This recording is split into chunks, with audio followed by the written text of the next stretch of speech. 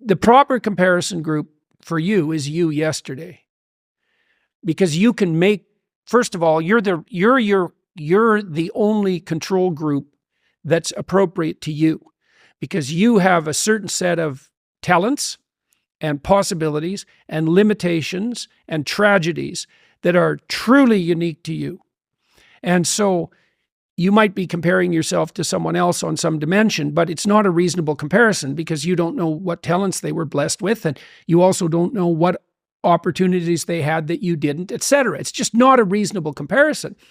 It's a lot better to think about who you were and then to think, well, could you be somewhat better in some dimension? And the positive thing about that is the answer is almost always yes. Now, you can orient that transformation towards some stellar target, and that's a reasonable thing to do, but that doesn't exactly mean that you should compare yourself to that target. Aiming at something and comparing yourself to it are not exactly the same thing.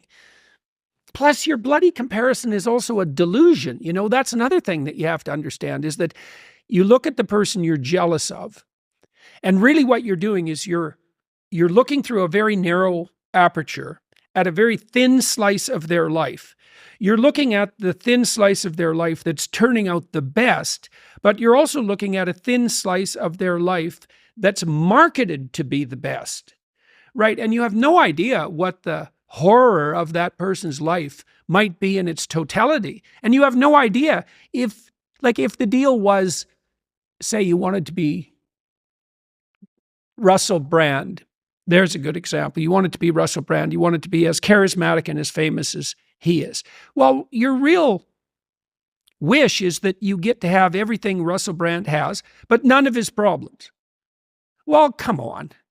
I mean, it's no wonder that a vision like that would make you despondent, because it's naive, it's resentful, it's jealous, it's bitter, and it's unreasonable. You have to take the good with the bad. You have to take the bad with the good. And people rarely think about that when they're thinking about, the famous people they think they'd like to be.